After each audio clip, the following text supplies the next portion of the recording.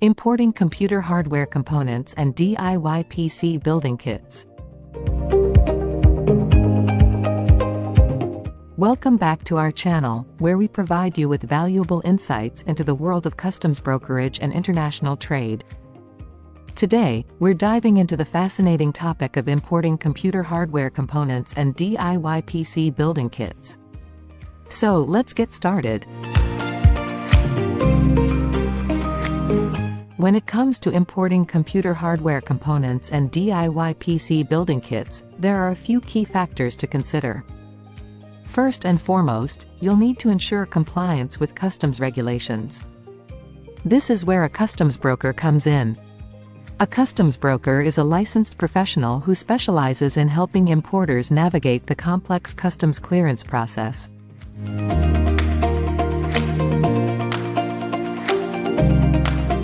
One important aspect of importing goods is understanding customs bonds. A customs bond is a financial guarantee between the importer, the customs broker, and the U.S. Customs and Border Protection (CBP).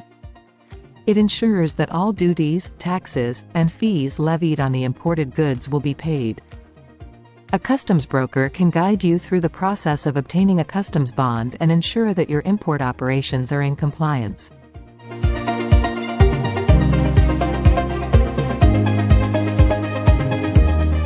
Another crucial requirement for importing computer hardware components and DIY PC building kits is the Importer Security Filing, ISF. This is also known as the 10+2 rule. Under this rule, importers are required to submit specific information about the cargo to CBP prior to its arrival in the U.S.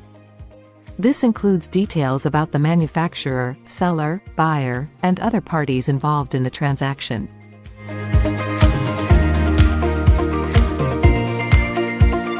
Now, let's talk about international trade agreements that may impact the importation of computer hardware components and DIY PC building kits. The Harmonized System (HS) codes are used to classify goods for customs purposes. It's essential to correctly identify the relevant HS codes for your imports to determine applicable duties and regulations.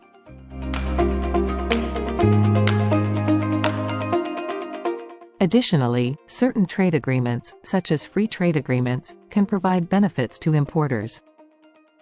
These agreements eliminate or reduce tariffs and other trade barriers between participating countries.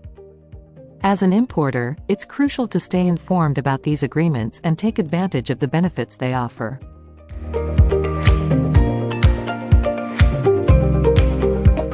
When it comes to the actual logistics of importing computer hardware components and DIY PC building kits, it's important to work with reliable shipping and logistics providers. They will handle the transportation, documentation, and customs clearance process, ensuring that your goods arrive on time and in compliance with all regulations.